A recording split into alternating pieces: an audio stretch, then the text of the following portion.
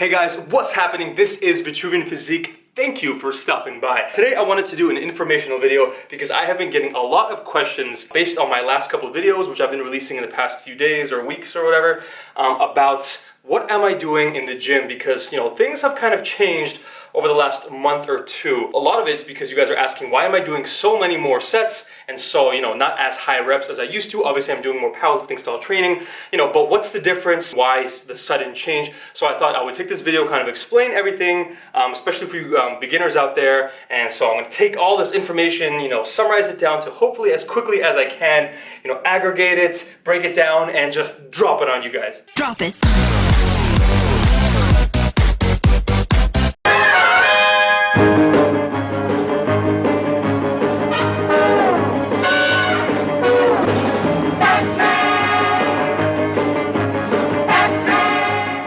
This is going to be especially important to you younger guys and perhaps those newer to fitness, but on the other hand, if you're experienced and you already know what I'm talking about, watch anyway because I need the views. Okay, so when it comes down to it, no matter what you're doing in the gym, I don't care if you're like a beginner, super advanced, strong, big, jacked, ripped, whatever, there are three very basic factors to every workout, and they are, first thing, weight. This is very simple. When I say this, I mean both in terms of the magnitude, so actually how many pounds are you lifting, but more importantly, I'm referring to the actual percentage of your 1 rep max. Someone who's lifting 300 pounds and their 1 rep max is 400 pounds, they're lifting at 75% of their 1 rep max. But if, person B's 1 rep max is 600 pounds and he's lifting 300, that's only 50% of their 1 rep max. So that's what I mean, both in terms of pounds and in terms of like percent of your 1 rep max, exactly how much are you physically exhausted. Number 2, number of reps. This is very basic. This is just the amount of reps that you are doing per set. And the final topic, number of sets. These are the number of sets you are doing per exercise. So this isn't your whole workout total. We're talking, for example, let's say you're doing the bench press, for example. What weight are you actually doing? And as a percentage of your 1 rep max, what is the percentage? How many reps are you doing per set? And how many sets are you doing for this one exercise? Together, this makes what I call the trio of physical development, otherwise known as the Triforce. And the most important thing that you guys have to remember, you have 3 options, you get to pick 2. So what ends up happening is which options you choose is going to end up determining what kind of athlete and what kind of physical development you are doing. So let's say, for example, you guys decide to go with higher reps and higher weights. Correct choice. You guys are bodybuilders. Nobody gives a shit how much you lift. You look friggin' great. Powerlifters come asking you, what's your squat? You tell them it doesn't matter. There's only 3 words that matter. 22-inch arms. Where's that 4 words? It's complicated. 22, it's like hyphenated. It's like a word and a half. Doesn't count. Yeah, guys, so this is really simple. You're doing a decent amount of weight, something that's actually physically taxing for your body to lift. A medium amount of reps, somewhere in the 8 to 12 range. This is what some people call the hypertrophy rep range. It's fairly simple. We're talking something like 3 sets of 10 reps. I know that everybody, when they started lifting, for at least the first year, this is all they were doing. And yeah, you can get into like, 12 reps, 8 reps, 4 sets. Generally, it's the same thing. There isn't that much requirement to overcomplicate things. I'm running a hypertrophy-based ascending pyramid scheme focusing on concept and contraction while supplementing with carbohydrate cycling. Shut the fuck up, you're just bodybuilding. Option number 3, going heavy weights in a lot of sets, not that high reps, keeping it kind of slow. Congratulations, you are a power lifter. You are probably, essentially most bodybuilders in the off season. At least real bodybuilders.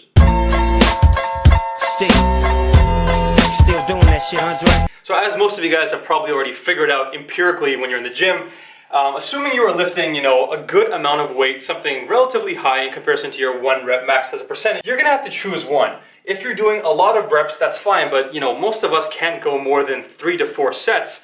And even the 4th set, you're pretty much dying. How many times have you walked in the gym and you say you're gonna do like a good amount of weight, 80% of your 1 rep max, and you say you're gonna do 3 sets of 10, you get 10, then your next set you get like 9, and then on your 3rd set you're barely gutting out 7. Good luck trying to get, like sets 4, 5, 6. And on the other hand, if you're powerlifting, that's fantastic. You're gonna get strong. The whole point is you have to lift very high percentages of your 1 rep max, get maximum central nervous system stimulation, really kick ass. but you can't go in as high reps. Number one, you're going to be exhausted because you're doing, for example, the program I'm running, in my 3rd week, I'm doing 10 sets of 3.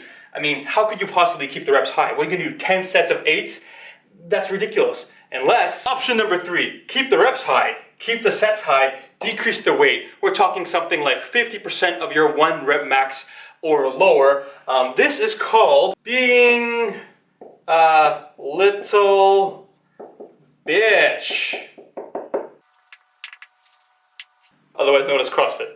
Fuck that, we want to lift heavy weight, we actually want to grow, get stronger, put on muscle. These are the kind of guys who walk into a Planet Fitness, the guy tells them their dumbbells only go up to 60 pounds, and he says, sign me up, friend. These are the guys who drive their smart cars up to the Starbucks drive-thru window where they get their non-fat caramel mocha latte on their way to the gynecologist appointment.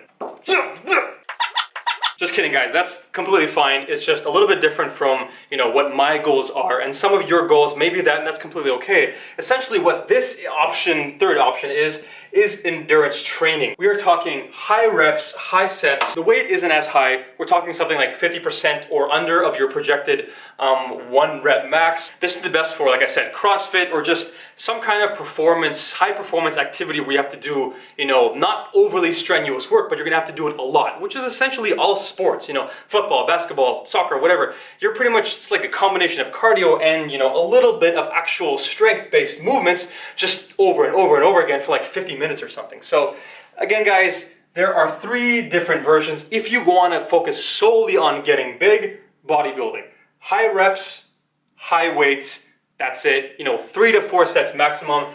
If you want to focus on getting strong, increase the weight, just like with bodybuilding, cut back on the reps, increase the sets, do something, high volume, at a fairly high percentage of your 1 rep max. If you're focused on things like athletics, performance, sports perhaps, CrossFit, you're not going to gain as much, sheer one-time, 1 rep lifting strength.